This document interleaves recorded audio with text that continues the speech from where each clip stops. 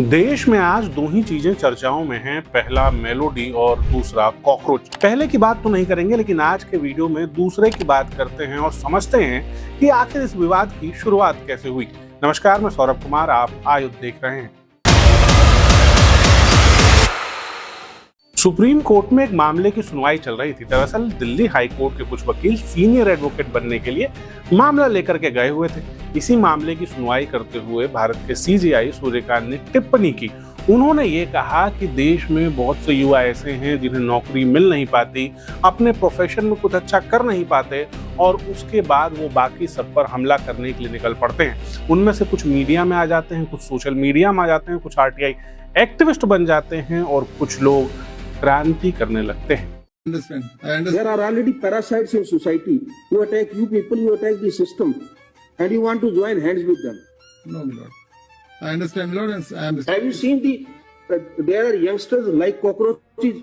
They don't get any employment. They don't have any place in profession. Some of them become media. Some of them become social media. Some of them become RTI activists. Some have become another activists, and they start attacking everyone.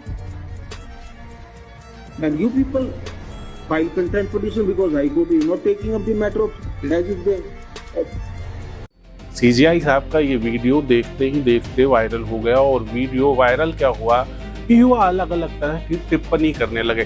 कुछ युवाओं ने खुद को proud से cockroach बताया, तो वहीं एक नया डिजिटल मूवमेंट शुरू हो गया जिसमें अभिजीत दिप्के नाम के कंटेंट क्रिएटर हैं, उन्होंने एक पार्टी बना डाली।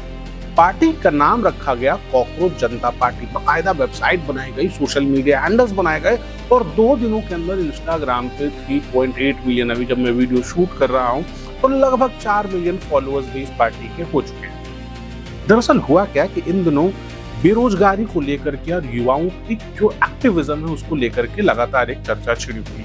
इन सब चर्चाओं के बीच सीजेआई के बयान के बाद बड़ी संख्या में युवा निकल के वापस आए हैं। जब वेबसाइट पे जाते हैं कॉकरोच जनता पार्टी, तो पार्टी है तो मैनिफेस्टो भी होना चाहिए। तो ऐसे में पार्टी ने अपने मैनिफेस्टो में लिखा है, पहली बात कि अगर हमारी सरकार आई, अगर कॉकरोच जनता पार्टी की सरकार आई, तो उसके बाद किसी भी सीजेआई को राज्यसभा की सीट नहीं दी जाएगी।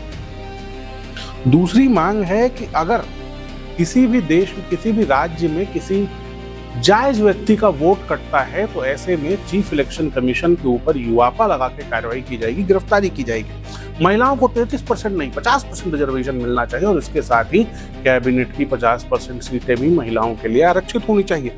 ये भी कहा गया है कि अडानी और अंबानी से फंडेड जितने भी मीडिया हाउसेस हैं उन सबको बंद कर दिया जाएगा और जो गोदी मीडिया के एंकर्स हैं उनके बैंक खातों की जांच की जाएगी। इसके साथ ही ये भी कि अगर कोई व्यक्ति एक पार्टी छोड़कर दूसरी पार्टी में जाता है तो उसके चुनाव लड़ने पर या किसी भी पद में रहने के लिए 20 साल के लिए बैन लगा दिया जाएगा। ये मांग कुछ सुने सुने से लग रहे हैं। इन मांगों के पीछे से बात तो गुस्सा तो युवाओं में है, मगर जो शब्दावली है वो शब्दावली कहीं न कहीं विपक्ष से मिलती जुलती लगती है। इसके बाद लोगों ने अभिजीत दिप्के के सोशल मीडिया हैंडल को खंगालना शुरू किया। जब खंगालना शुरू किया तो पता चला कि अभिजीत दिप्के इससे पहले आम आदमी पार्टी से जुड़े रहे हैं और ना सिर्फ जुड़े रहे हैं बल्कि जब दिल्ली में आम आदमी पार्टी की सरकार थी तब वो सरकार के सलाहकार भी रहे हैं, कम्युनिकेशन डायरेक्टर रहे हैं। ऐसे में अभिजीत दिप्के के इंटेंशन क्या है उसके ऊपर सवाल उठते हैं, लेकिन इसमें कोई शक नहीं कि भारत तो अजीब गरीब देश है।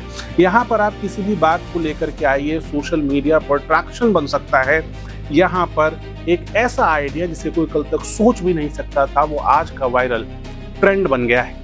इस तरह के वीडियोस लगातार देखने के लिए इस तरह के वीडियोस आपके लिए लेकर आते रहते हैं। आपका बहुत बहुत धन्यवाद। लगातार जुड़े रहने के लिए आयुध को सब्सक्राइब जरूर करें।